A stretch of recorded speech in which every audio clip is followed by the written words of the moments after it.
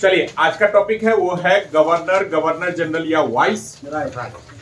देखिए governor general या vice राय में थोड़ा सा परिवर्तन इन ए सेंस कि जब तक क्षेत्र का बहुत अधिक विस्तार नहीं हो सका था, प्रेसिडेंसी के रूप में ही कार्य को संपन्न किया जाता था, तो उस समय जो भी ब्रिटेन के अधिकारी होते थे उन्हें गवर्नर कहा। जब तीनों प्रेसिडेंसी को मिला दिया जाता है, 1773 अधिनियम के द्वारा बंगाल में मद्रास और साथ ही साथ जो है मद्रास और मुंबई को मिला दिया जाता है, लेकिन पूर्ण रूप से 84 अधिनियम मिलाता है, तब उनका दायरा जो है वह बृहत होता है और गवर्नर जनरल कहलाता है। इसी को पॉलिटी की भाषा में कह सकते हैं कि जब अंग्रेज अधिकारी जो है वह कार्यपालिका के प्रति उत्तरदायी होता था तो वह गवर्नर या गवर्नर जनरल कहलाता था, और विधायिका के प्रति उत्तरदायी होने पर वह वाइसराय कहलाए। विधायिका के प्रति उत्तरदायी कहने का मतलब कि 1857 के विद्रोह से पूर्व सारा निर्णय ईस्ट इंडिया कंपनी के द्वारा लिया जाता था, अर्थात हम कह सकते हैं कि कानून पूर्ण रूप से बनाने का अधिकार उसके अधिकारी के द्वारा था, इसलिए कार्यपालिका। लेकिन विद्रोह के बाद 1858 अधिनियम के द्वारा हमारी सत्ता जो है वह ब्रिटिश क्राउन के अधीन चली जाती है, और ब्रिटिश क्राउन के अधीन जब चला जाता है तो 15 सदस्यीय दल का गठन किया गया, जिसमें 7 सदस्य ईस्ट इंडिया कंपनी के होते थे और 8 सदस्य ब्रिटेन के हुआ करते थे। वहीं से गवर्नर का नाम परिवर्तित कर वाइसराय कर दिया गया, और वह विधायिका के प्रति उत्तरदायी, मतलब किसी प्रकार के कानून को लाने से पूर्व उन्हें ब्रिटिश संसद के अधीन पारित करवाया जाता था। यही अंतर है गवर्नर जनरल या वाइसराय। शुरुआत में 6 पॉइंट जो है वहां से कंफ्यूजन वाला सवाल पूछता है। यहां से बंगाल का प्रथम गवर्नर वो हो जाएगा रॉबर्ट क्लाइव। बंगाल का प्रथम गवर्नर जनरल तो वारेन हेस्टिंग्स 1773 अधिनियम के द्वारा। आगे चलकर भारत का प्रथम गवर्नर या governor general Lord William Bentinck 1833 अधिनियम के द्वारा, और आगे चलकर 1858 अधिनियम के द्वारा भारत का प्रथम वाइसराय लॉर्ड कैनिंग था। स्वतंत्र भारत का प्रथम गवर्नर जनरल लॉर्ड माउंटबेटन, और स्वतंत्र भारत का प्रथम और अंतिम अंग्रेज गवर्नर जनरल लॉर्ड माउंटबेटन था। स्वतंत्र भारत का प्रथम और अंतिम भारतीय गवर्नर जनरल या वाइसराय सी राजगोपालाचारी। एक सवाल यहां से अक्सर पूछा जाता है। अब आते हैं तो बहुत सारा गवर्नर है, तो उस पर जैसे जैसे क्वेश्चन में आएगा उस पर चर्चा करेंगे। तो पहला क्वेश्चन कहता है निम्नलिखित कथनों पर विचार कीजिए। उसमें दोनों जो पॉइंट दिया है, एक रॉबर्ट क्लाइव से है, दूसरा विलियम बेंटिक से। रॉबर्ट क्लाइव बंगाल के प्रथम गवर्नर जनरल थे, गलत सवाल है। ठीक, दूसरा है विलियम बेंटिक भारत के प्रथम गवर्नर जनरल थे, सही है। रॉबर्ट क्लाइव, यहां से 5 से 6 सवाल ही बनता है। रॉबर्ट क्लाइव बंगाल के प्रथम गवर्नर थे, स्वर्ग से उत्पन्न गवर्नर इनको कहा गया है। कर्नाटक के युद्ध में, या कह सकते हैं उसकी राजधानी अर्काट पर विजय प्राप्त करने के बाद इन्होंने अपने शक्ति का विस्तार किया, क्योंकि यह एक खनसामक के रूप में आए हुए थे। इन्होंने बंगाल में द्वैध शासन लगाया था 1767 ईस्वी में। 1765 में इलाहाबाद की संधि संपन्न करते हैं, और 1767 ईस्वी में बंगाल में द्वैध शासन को लगाया जाता है, और इसे समाप्त करने का अधिकार वारेन हेस्टिंग को जाता है। प्लासी के युद्ध में ब्रिटेन की तरफ से नेतृत्व करता रॉबर्ट क्लाइव थे। यही सवाल रॉबर्ट क्लाइव से बनता है। विलियम बेंटिक की बात करते हैं तो भारत के प्रथम गवर्नर जनरल यह थे। विलियम बेंटिक, सबसे महत्वपूर्ण सवाल यहां से बनता है, वह बनता है 1829 ईस्वी में इन्होंने आर्टिकल 17 का प्रयोग करके सती प्रथा को समाप्त किया था, जिसमें भारतीय नेतृत्वकर्ता के रूप में राजा राम मोहन राय का नाम शामिल होता है। इन्होंने 1830 ईस्वी में दास प्रथा को समाप्त किया। इसके अलावा इनके समय में जो है वह महालवारी व्यवस्था इनके समय में लाया जाता है। इसके अलावा जो है विलियम बेंटिक से तो 1833 अधिनियम इन्हीं के समय में लाया जाता है, जिस अधिनियम के द्वारा लॉर्ड मैकाले की अध्यक्षता में एक शिक्षा आयोग का गठन किया गया। मैकाले से दो याद रखना है, एक शिक्षा और दूसरा विधि या कानून को लेकर, दो जो है अध्यक्षता इन्होंने किया था। और मैकाले के रिपोर्ट के आधार पर ही पश्चात शिक्षा या अंग्रेजी शिक्षा को माध्यम बनाया गया। वहीं पर निस्पंदन का सिद्धांत, फिल्ट्रेशन का सिद्धांत लाया गया कि उच्च वर्ग तक शिक्षा को पहुंचाया जाए तो निम्न वर्ग तक शिक्षा स्वतः पहुंच जाएगा। अगला सवाल है आपका, भारत में प्रथम गवर्नर जनरल थे। भारत के प्रथम गवर्नर जनरल थे तो यहां पर आपका रॉबर्ट क्लाइव है, वारेन हेस्टिंग है, लॉर्ड मेयो है और डलहौजी है। तो नन ऑफ दीज हो जाएगा, क्योंकि प्रथम का बात होगा तो लॉर्ड विलियम बेंटिक होगा। रॉबर्ट क्लाइव के बारे में अभी बताया है, वारेन हेस्टिंग बहुत सारा पॉइंट। पहला, बंगाल का प्रथम गवर्नर जनरल वारेन हेस्टिंग। इन्होंने द्वैध शासन को समाप्त किया और करामानिकपुर का क्षेत्र लेकर मुगलों से पुनः अवध को बेच देता है। 26 लाख दी जाने वाली पेंशन पर प्रतिबंध लगा दिया। इन्होंने कलकत्ता में एक मदरसे का निर्माण कराया था। इस्लाम धर्म के महिलाओं के लिए यह निर्माण किया गया था।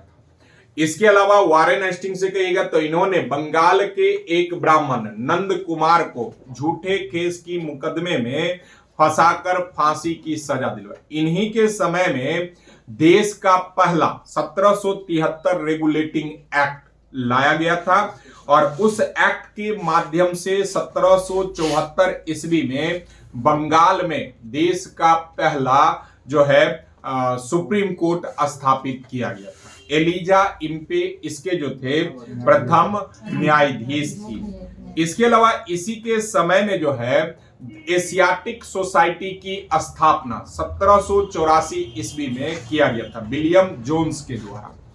और इसी के समय में मनुस्मृति, गीता, इनका अंग्रेजी अनुवाद किया गया था विल्किंसन के द्वारा।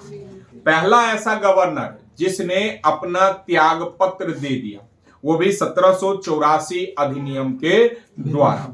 साथ ही साथ कहा जाता है एकमात्र गवर्नर जिनके ऊपर जो है महाभियोग लगाया गया था लॉर्ड बर्क के द्वारा, जो प्रमाणित नहीं हो सका और उन्हें मान की तलवार देकर सम्मानित किया।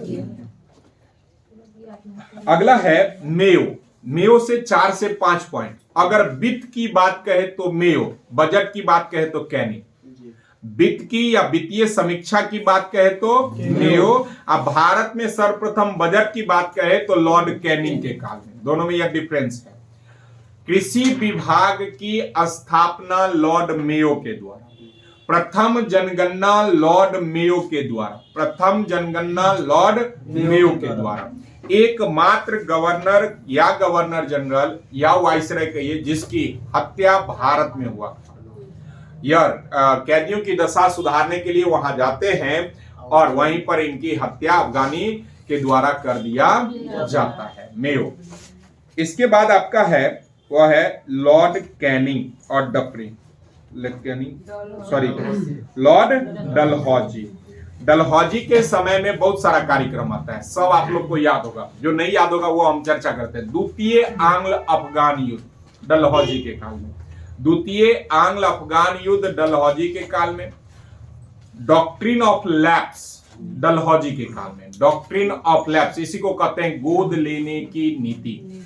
सबसे पहले 1848 में सतारा को मिलाया जाता है, 49 में मिलाया जाता है जैतपुर को, संबलपुर, उसके बाद जैतपुर, और सबसे अंत में अवध को 1856 में अवध को कुशासन का आरोप लगाकर मिला। अवध से पूरे इतिहास में 3 ही क्वेश्चन याद रखे अवध समाप्त। एक यह कुशासन का आरोप, दूसरा अवध के लिए वारेन हेस्टिंग लाता है रिंग ऑफ फेंस की नीति, अवध के लिए रिंग ऑफ फेंस की नीति। और तीसरा अवध से याद रखना है जो पीछे हम लोग पढ़े 1764 के युद्ध में जो 65 का संधि होता है, इलाहाबाद का दूसरा संधि। अवध के से इसके अलावा कोई सवाल नहीं। बक्सर का हाँ, तो वही तो हम भी कहें, अवध के लिए लाता है। अवध से बोले 3 ही सवाल बनता है, 3 से 4। एक कि अवध को डॉक्ट्रिन ऑफ लैप्स के द्वारा सबसे अंत में 1856 में कुशासन का आरोप, वारेन हेस्टिंग अवध के लिए रिंग ऑफ फेंस नीति। तीसरा हमने कहा कि बक्सर का युद्ध में शामिल हुआ था और 65 में इसके साथ संधि। इसके बाद अवध से कोई सवाल नहीं। एक और ले जाइएगा खींच कर अगर जबरदस्ती, तो 1857 के विद्रोह में जो अवध की महारानी जो थी, या कह सकते हैं उसको निजाम की पत्नी, लखनऊ से नेतृत्व हजरत, बस और कुछ ज्यादा यही शामिल था। सती प्रथा में जो बोल रहे हैं आर्टिकल 70 रेगुलेशन होगा कि आर्टिकल होगा? रेगुलेशन होता है, लेकिन लिखते हैं लोग आर्टिकल उसको, ठीक ना। अधिकांश जगह उसको वहीं से वर्तमान के 17 को जोड़ दिया गया, इसीलिए वो जोड़ा जाता है। सर एक बार झांसी को कैसे मिलाया गया था सर? झांसी को कैसे मिलाया गया था? किस आधार पर मिलाया गया था झांसी को? जैसे कि और जो प्रशासन के आधार पर मिलाया गया, हाँ, तो झांसी को किस आधार? झांसी को डॉक्ट्रिन ऑफ लैप्स के ही ये गोद लेने की नीति थी कि यदि किसी का भी अपना वंशज ना हो, पुत्र की बात, पुत्री है तो भी नहीं मानेगा, वंशज ना हो तो वह अपना राजगद्दी किसी को नहीं देगा। आज झांसी की महारानी के पास दत्तक पुत्र था, इसीलिए गोद, वही दत्तक हुआ, गोद लेने वाला पुत्र, इसीलिए इसको ऐसे ही मिला था डॉक्ट्रिन ऑफ लैप्स। चलिए अगला है, भारत का प्रथम गवर्नर जनरल कौन था? प्रथम गवर्नर जनरल कौन हो जाएगा? Lord William Bentinck. चलिए लॉर्ड मेयो अभी बताए हैं, इसमें 2 बताना, 3 बताना है। लिटन से 4 से 5 पॉइंट। पहला पॉइंट, लिटन एक पहला ऐसा गवर्नर था या एकमात्र ऐसा गवर्नर था जिसे मैड्रिड की उपाधि दी गई। मैड्रिड की उपाधि जो है वह साहित्य के क्षेत्र में दिया जाने वाला एक उपाधि था, जिसको धारण करने वाला एकमात्र गवर्नर था। दूसरा पॉइंट लिटन से, वह आप जानते होंगे वर्नाक्यूलर प्रेस एक्ट। अब प्रेस एक्ट से,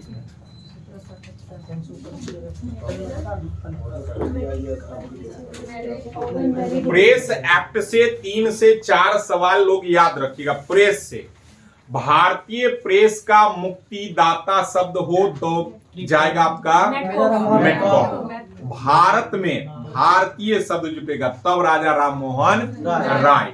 अब वर्नाकुलर प्रेस एक्ट लाया तो लिटन, समाप्त किया तो रिपन। इतना पॉइंट प्रेस से याद रखना है। इसके बाद जब यहां से आगे बढ़िएगा लिटन से, तो वर्नाकुलर प्रेस एक्ट लाया जाता है। उसका मुख्य उद्देश्य है कि जो क्षेत्रीय स्तर पर जो लोगों को अखबार के माध्यम से अंग्रेजी सरकार के विरुद्ध बताया जाता है, उस पर रोक लगाना, कम करना, इसीलिए कि सभी क्षेत्रीय अखबार को बंद किया जाए और अंग्रेजी अखबार को शामिल कर दिया। इसी के साथ यहां से सवाल पूछेगा, किसको निर्देशित करके या उद्देश्य करके यह एक्ट लाया गया था? तो अमृत बाजार, जिसके लेखक ईश्वर चंद्र विद्यासागर थे। शिशिर कुमार अगर शिशिर कुमार घोष होगा तो अमृत बाजार को नहीं, सोम प्रकाश को टारगेट करके लाया गया था, इसलिए कहते बीच में नहीं, हम भी कंफ्यूज होते हैं। सोम प्रकाश को टारगेट करके लाया गया था। ईश्वर चंद्र विद्यासागर उसके रेटर थे। अमृत बाजार ऐसा पत्रिका जो रातों रात अपने आप को कन्वर्ट कर देता है अंग्रेजी भाषा में। यही 2 पॉइंट वहां से याद रखना है। और उसमें थे शिशिर कुमार घोष। उसके अलावा 2 और वो याद रखना है, उर्दंत मार्तंड, हिंदी का भारत का पहला पत्रिका, और बंगाल गजट जो है हिक्की साहब के द्वारा लाया गया था, अंग्रेजी में पहला वो भारत का ये समाचार पत्र है। लिटन जो है सिविल सेवा की उम्र सीमा कम किया था, 21 से घटाकर 19। इसी के समय में दिल्ली दरबार का पहला आयोजन किया गया था, जहां पर महारानी को कैसर ए हिंद की उपाधि दी गई। इसके बाद लिटन जो है वह आपका लाया था एक कानून, जिसमें कहा जाता है कि यदि कोई भी व्यक्ति अस्त्र शस्त्र छुपाते हुए पकड़ाता है तो 7 साल की सजा और आर्थिक दंड, और यदि उसके पास पाया जाता है तो 3 साल की सजा और आर्थिक जुर्माना। इसके बाद आपका है डफरिन से एक ही चीज याद रखना, इसके समय में कांग्रेस की स्थापना हुई थी 1885। और लॉर्ड कैनिंग, कैनिंग से बहुत सारा पॉइंट, पहला भारत का पहला वाइस राय कैनिंग है। कैनिंग ने विधवा पुनर्विवाह कानून को लागू किया था 1856 में, 100 साल के बाद पुनः विधवा पुनर्विवाह आता है 1956 में। ठीक, इसमें सहयोग किए थे ईश्वरचंद विद्यासागर। कैनिंग के समय में ही 1857 का स्वतंत्रता की पहला संग्राम का आयोजित किया गया। इसी के समय में 1858 अधिनियम को लाया गया था। चलिए अगला है निम्नलिखित घटनाओं पर विचार कीजिए।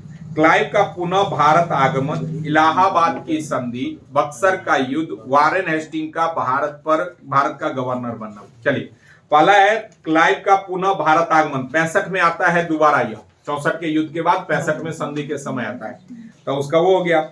इलाहाबाद की संधि जो है यह भी होता है 65 में, ठीक, 12 अगस्त 16 अगस्त 1765।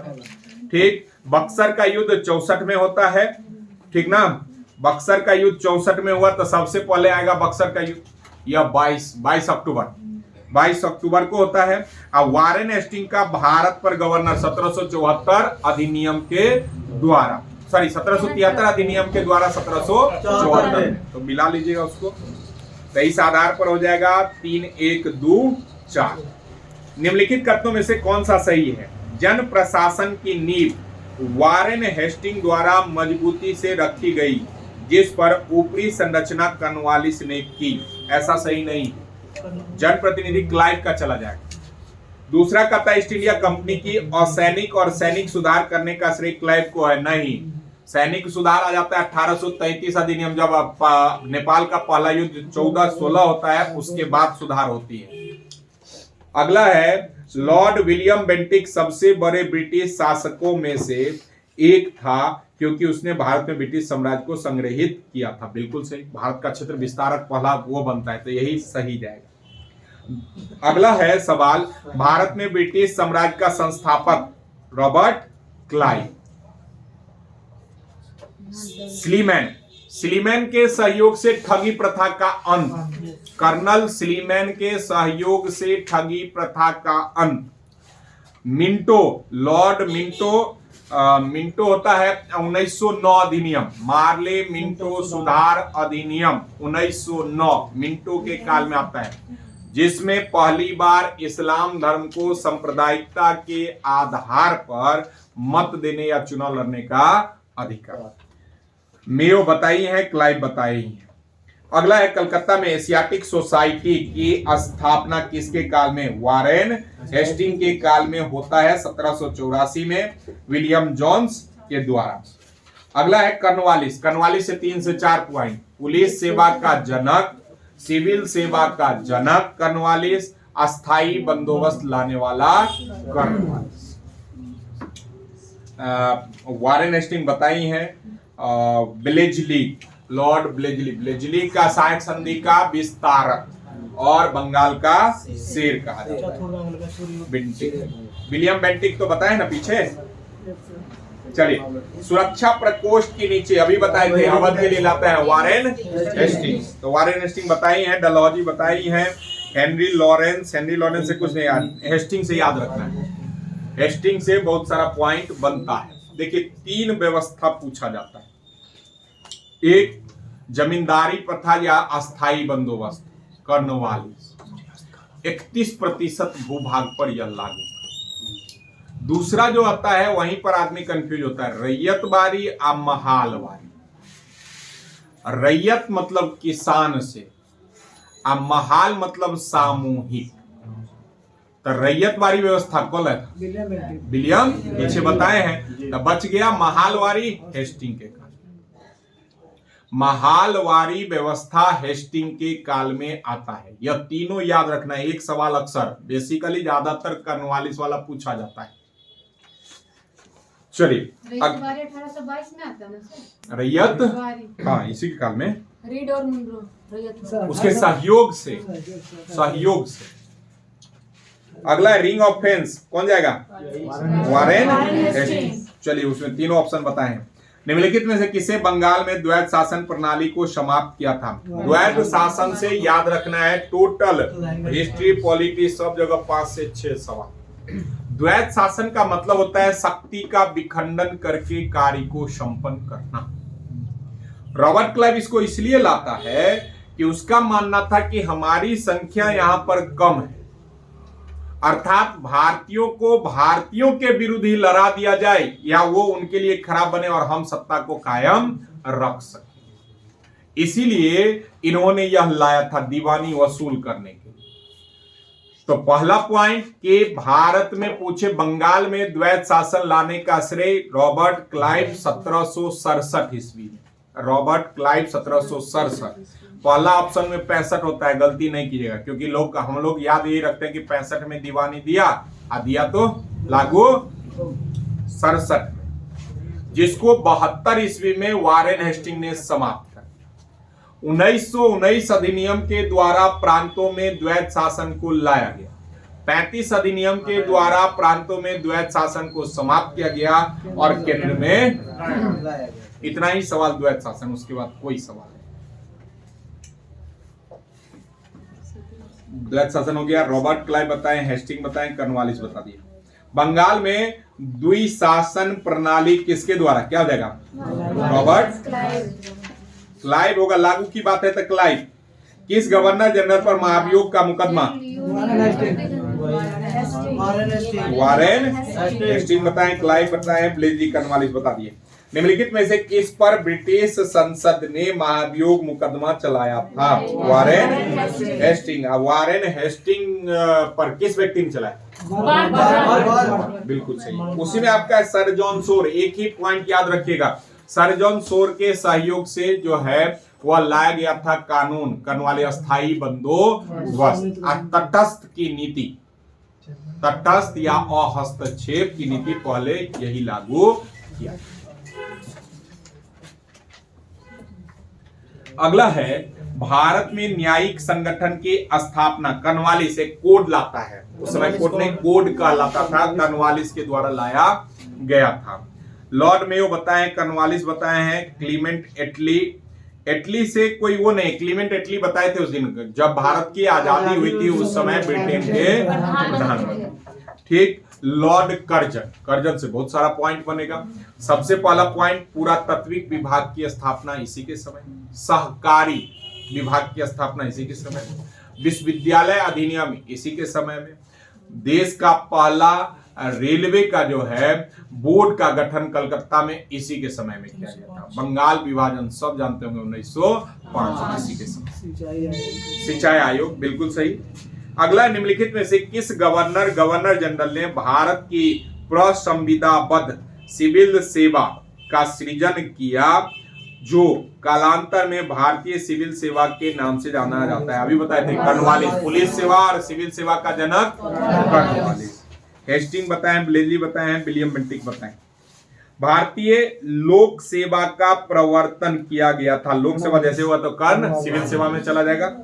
ठीक। डलहौजी, बेंटिक, कर्जन सब हो गया। लॉर्ड कर्नवालिस की कब्र कहाँ स्थित है? गाजीपुर। एकमात्र, यह यूपी ज्यादातर पूछता है, एकमात्र जिसका वहां पर है। लॉर्ड ब्लेजली द्वारा लागू की गई सहायक संधि व्यवस्था के बारे में निम्नलिखित में से कौन सा कथन सही है? देखिए, सहायक संधि में क्या होता था, जो भी हो, पहले सहायक संधि समझ लो। सहायक संधि में क्या होता था, अंग्रेज जो है वह भारतीय राजाओं के पास पत्र कहिए या अपना दूत भेजता था। उसमें कहा जाता था कि आप अब नाम मात्र के शासक हैं। कहने का मतलब कि आप यहाँ राजा हैं पर किसी प्रकार का निर्णय नहीं ले सकते। इसके लिए अंग्रेज एक अपना सैनिक दल या टुकड़ी वहां छोड़ता था, एक अधिकारी की नियुक्ति कर देता था और उन्हीं के निर्णय पर राजा निर्णय ले सकते थे। यदि इनके विरुद्ध जाते तो उसे किसी अन्य माध्यम से मिला लिया जाता। अब आते हैं जो है दूसरों के खर्च पर एक बड़ी सेना बनाए रखना। गलत है। क्या कहता है, रुक जाइए, निम्नलिखित में कौन सा कथन लागू नहीं है? तो बिल्कुल ये सही होगा, सारा खर्च देता था वहां का राजा। दूसरा कहता है भारत को नेपोलियन के खतरे से सुरक्षित रखने के लिए, कारण यही दिया था, सही है। कंपनी के लिए एक नियत आय का प्रबंधन करना, नहीं, उसके लिए तो टैक्स वगैरह था ही, दीवानी वगैरह थी। भारतीय रियासतों के ऊपर ब्रिटिश सर्वोच्च स्थापित करना, बाहर कर देंगे। अगला है लॉर्ड ब्लेजली के सहायक संधि को स्वीकार करने वाला पहला मराठा कौन था? बाजीराव द्वितीय। सहायक संधि पर हस्ताक्षर करने वाला बाजीराव द्वितीय था। अंतिम पेशवा था यह। अंतिम जो है छत्रपति कहे तो शाहजी अप्पा साहेब, अंतिम छत्रपति शाहजी अप्पा साहेब।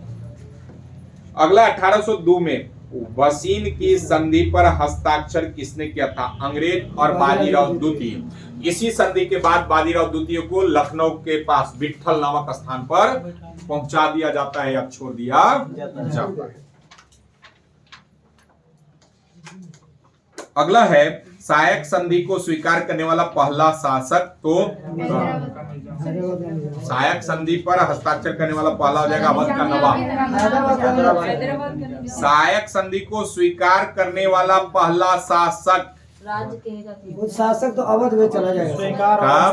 ठीक से पढ़िए क्वेश्चन, ठीक। अगर राज करके कुछ दे तो 1792 में हैदराबाद के निजाम, इसीलिए पर क्वेश्चन बाय जा रहा है, पूरा पढ़िए उसको, ठीक।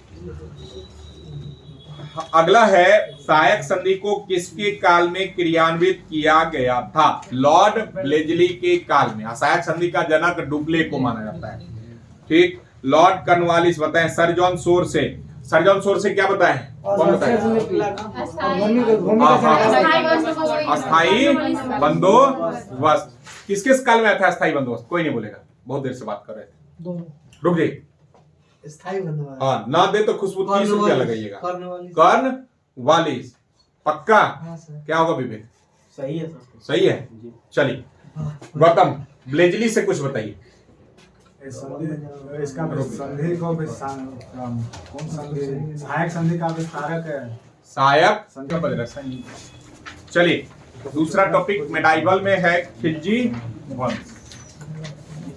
देखिए नॉर्मली जो कहते कभी काल तुक्का वाली बात, तो खिलजी में एक ही व्यक्ति बनता है, अलाउद्दीन खिलजी, और किसी का सवाल विशेष नहीं। खिलजी वंश की अगर बात करते हैं, क्या बनता है वहां से संस्थापक आते हैं, सब चर्चा कर रहे हैं।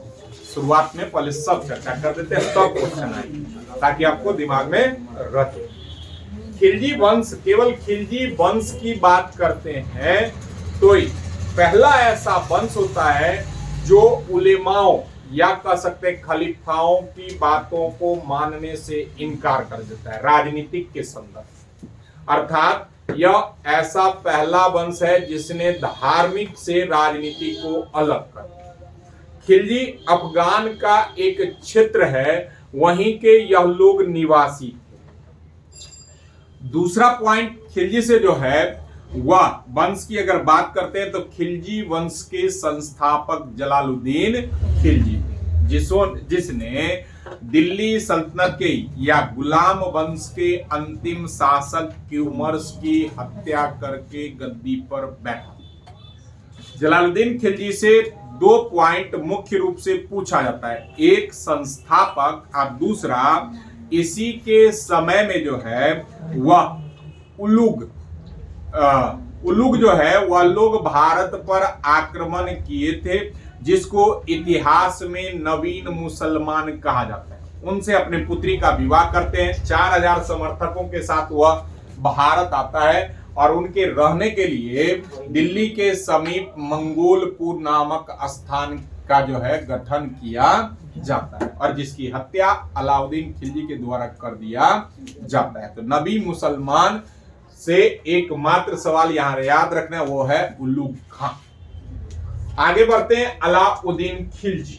अलाउद्दीन खिलजी यह खिलजी वंश के संस्थापक के या जलालुद्दीन खिलजी के भतीजे और दामाद दोनों। बंगाल का जब उनके समय में एकमात्र विद्रोह होता है, उसको दबाने के लिए अलाउद्दीन खिलजी को भेजा जाता है, जिसने सफलतापूर्वक इस विद्रोह को समाप्त किया। तब खुश होकर अवध का इख्तियारदार उसे बना दिया जाता है अलाउद्दीन खिलजी। इन्होंने अपने सुल्तान से आज्ञा लेकर जो है देवगिरी पर अभियान चलाया, जहां से सफलतापूर्वक अभियान कर वापस दिल्ली न जाकर अवध आता है और अपने चाचा या उस समय दिल्ली के सुल्तान से मिलने के लिए आग्रह करता है, जिन्होंने बिना अस्त्र शस्त्र और बिना सैनिक जो है वह गंगा नदी पार करते हैं और अलाउद्दीन खिलजी से मिलने पहुंच जाते हैं, जहां पर अलाउद्दीन खिलजी के इशारे पर इनकी हत्या कर दी जाती है। इसी पर अल-बरूनी का कथन है कि जलालुद्दीन या सुल्तान के शरीर से खून टपक ही रहा होता है, इतने में ही अलाउद्दीन खिलजी ने अपना राज्याभिषेक लाल महल याद रखिए बलबन ने बनवाया, लाल महल में अपना राज्याभिषेक करवाता है। इसका बचपन का नाम गुरशपा रहता है।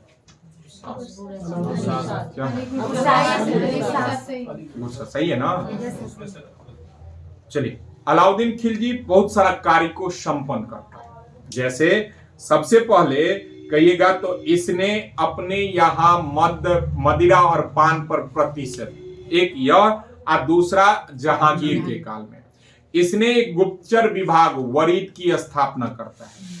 तीसरा पॉइंट यहां से याद रखना है, वो याद रखना है सबसे ज्यादा सरकारी भूमि का विस्तार इसी के शासनकाल में किया जाता है। इसने खालसा भूमि इसने जो भी सैनिकों या अन्य अधिकारियों को दी गई भूमि को वापस ले लेता है। जब गद्दी पर यह बैठता है तो सिकंदर द्वितीय या सिकंदर सानी की उपाधि धारण करता है। एक नया धर्म चलाने और विश्व विजय का अभियान का सोचता है, लेकिन अपने मित्र और दिल्ली के काजी के कहने पर यह उस पर प्रतिबंध या रोक लगा देता है, वो कार्य को संपन्न नहीं करता है। अलाउद्दीन खिलजी जो है पहला वंश, यहां से सवाल व्यक्ति से नहीं आता है, वंश से आपसे पूछेगा कि मध्यकाल में कौन सा ऐसा पहला वंश है जिसने दक्षिण तक अपने क्षेत्र का विस्तार किया। एकमात्र वंश या पहला वंश खिलजी है जिसने दक्षिण भारत तक अभियान चलाया। अलाउद्दीन खिलजी उत्तर भारत का अभियान और दक्षिण भारत का अभियान अलग अलग सैनिकों के नेतृत्व में करता है। नुसरत अली खां के नेतृत्व में यह उत्तर भारत का अभियान करता है, जिसमें सबसे महत्वपूर्ण अभियान गुजरात का होता है। गुजरात अभियान में इन्होंने वहां से मलिक काफूर को 1000 दिनार में खरीदता है, जिसे इतिहास में 1000 दिनारी के नाम से भी जाना जाता है। और दक्षिण भारत का अभियान इन्हीं के नेतृत्व में चलाया। उत्तर भारत में जो सबसे महत्वपूर्ण अभियान है वो है इसका मेवाड़ का अभियान, जहां पर राणा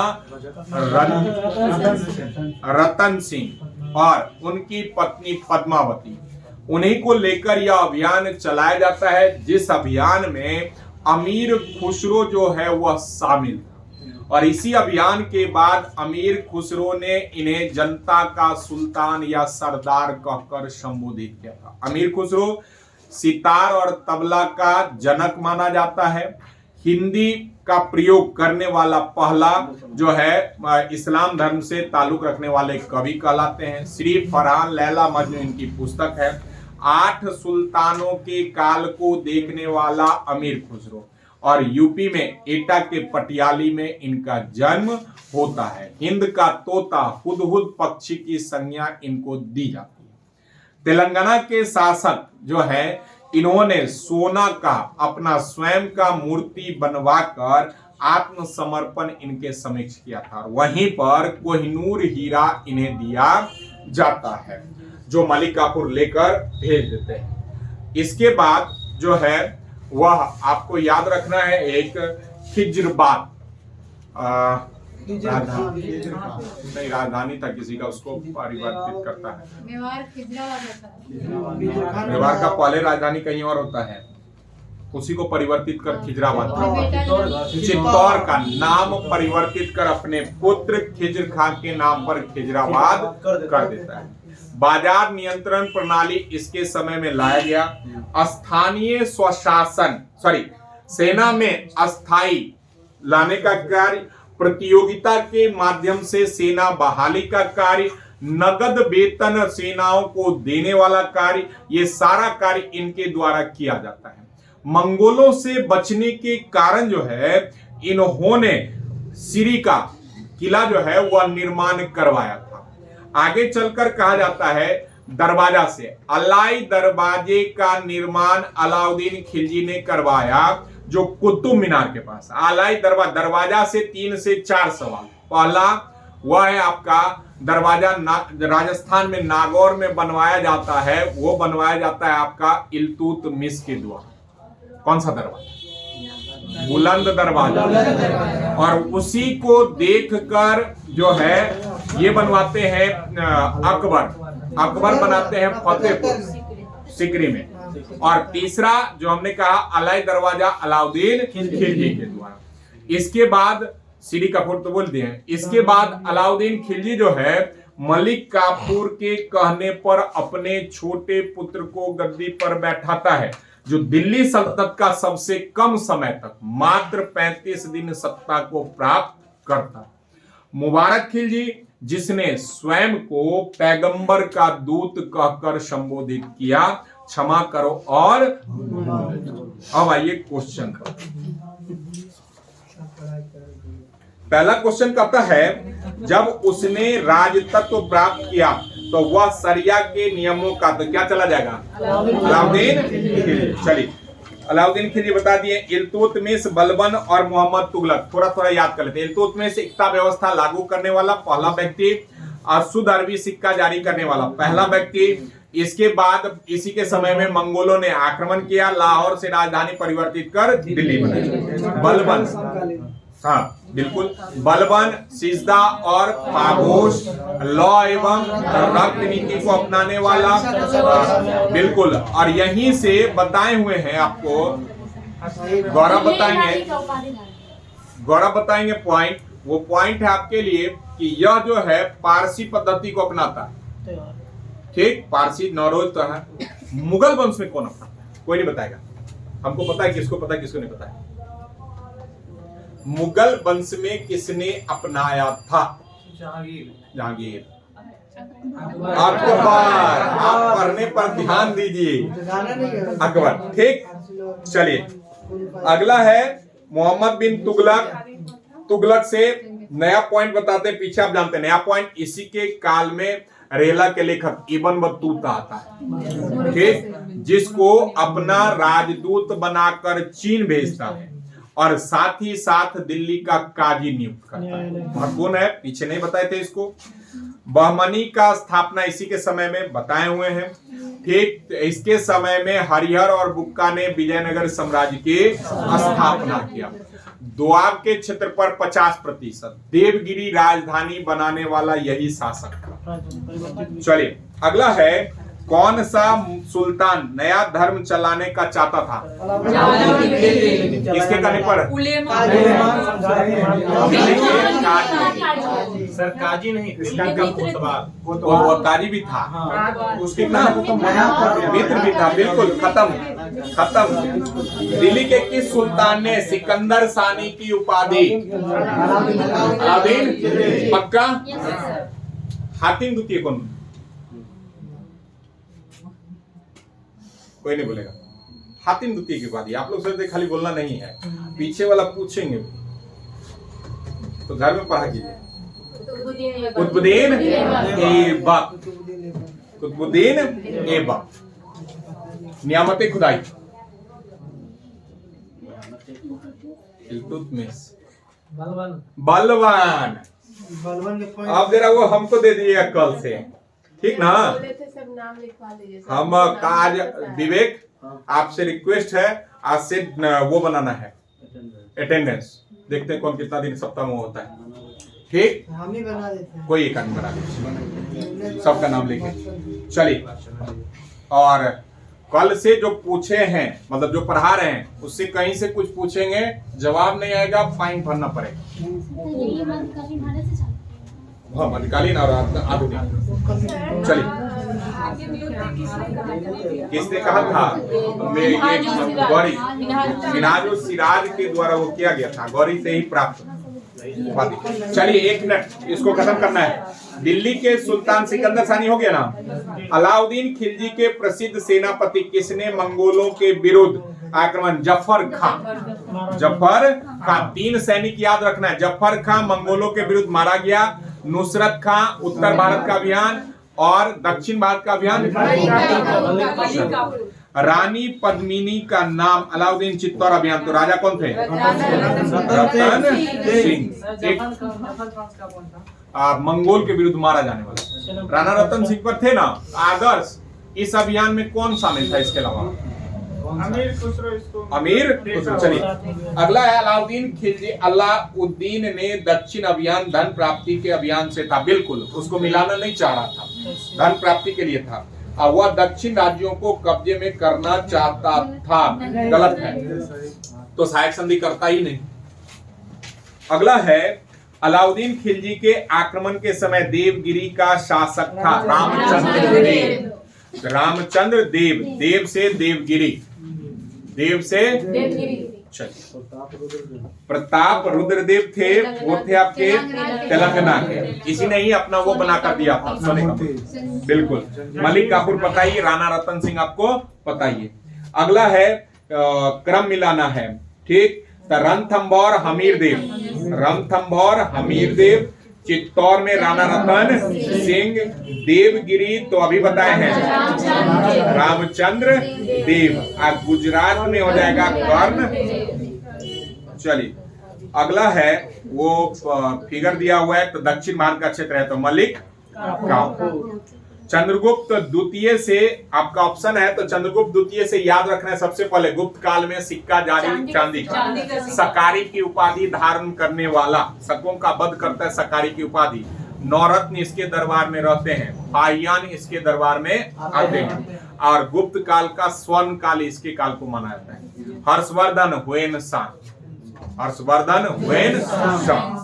चलिए, अगला पॉइंट है वो है आपका किस सुल्तान के काल में खालिसा भूमि, अभी बताए थे अलाउद्दीन खिलजी। गयासुद्दीन बलबन, बलबन का अभी बताए हैं, लौ रक्त बता दिए हैं, लाल दरवाजा, लाल महल होगा, ठीक। अलाउद्दीन खिलजी, मोहम्मद बिन तुगलक, फिरोज शाह। फिरोज शाह जो है इससे याद रखना अद्धा और बिक, जजिया कर बार बार पढ़े तो आपको याद होगा। अद्धा और बिक लाने का श्रेय या छोटा। 1200 बागान का निर्माण, दिल्ली में अंगूर के दाम में कमी, दास का शौकीन, कृषि विभाग की स्थापना, सब नहर का स्थापना, अच्छा, नहर का सबसे ज्यादा विकास। सबसे महत्वपूर्ण जो आपको याद होना चाहिए, 24 कर को समाप्त करता है और 6 प्रकार का, 2 लाख बाद में लाता है सिंचाई कर, 4 वो करता है, उसके बाद 2 सिंचाई कर लाता है, वो बिल्कुल सर्व और वो उस करके 2 लाख सर्व, ठीक। 4 आप बिल्कुल सही हैं, 2 फिर अपने तरफ से लाता है सिंचाई के लिए, ठीक। इसके बाद इतना जोर से बोले कि हम डर गए, भूल गए। चलिए, अगला है पॉइंट, वो पॉइंट है आपका किस सुल्तान ने जमीन में फसल की नपाई, नपाई से हम तीनों का नाम बता दिए हैं, अलाउद्दीन खिलजी, सिकंदर लोदी और शिवाजी। यही तीनों जो है भूमि की पैमाइश, नपाई या पैमाइश। वो तुगलक द्वाब के क्षेत्र पर 50% कर, राप नहीं, 50% कर की बात करें तो मोहम्मद बिन तुगलक, अलाउद्दीन खिलजी। आप पैमाइश की बात करें तो 3 नाम, ये लोदी वो 40 करी, कभी कभी पूछता है कितना है तो 40 करी, और वहां लग्गा मतलब बांस की वो करता है शिवाजी, अन्नाजी दत्तों के सहयोग से शिवाजी, ठीक। क्या करी 40 करी 40 है, 40 भी दे रहा है, इसलिए शेर शाह जो है, फिर आइएगा तो इसका ये जो चला जाता है जाफरी प्रणाली लाता है, ठीक ना, जाप्ती वो उसके सहयोग से टोडरमल। चलिए अगला है, निम्न कथनों पर विचार कीजिए जो अलाउद्दीन खिलजी से संबंधित है। उसने कृष्ट जमीनों की पैमाइश के बाद जमीन की मालगुजारी वसूल किया था। बिल्कुल सही, अभी बताए हैं। दूसरा है, उसने लगान व्यवस्था को अपनी पूरी सल्तनत में लागू किया था। नहीं किया था। नहीं। उसने प्रांतों के गवर्नर के अधिकारों को समाप्त किया। हाँ, तब ना सारा चीज छीन लिया था खालसा भूमि में। अगला, अलाउद्दीन खिलजी ने दिल्ली में मूल्य नियंत्रण लागू किया था। मूल्य नियंत्रण लागू किया था, पुनः दोहराते हैं, केवल और केवल सैनिक के लिए। दूसरा है, वह दिल्ली में अपने राजभवन के निर्माण में लगे हुए कारीगरों को कम वेतन देना चाहता था। गलत है, वो तो सबके लिए लाए थे नगद वेतन।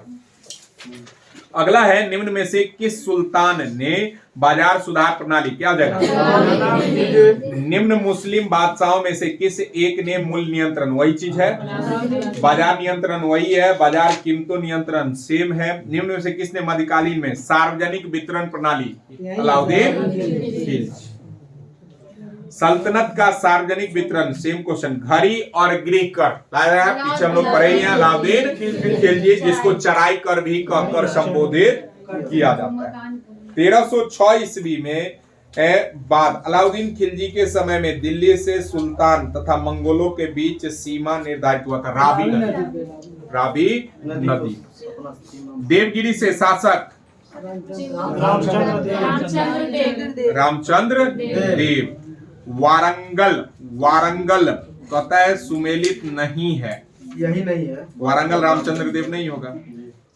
चलिए, दिल्ली सल्तनत के किस शासन ने अपने आप को खलीफा घोषित किया था?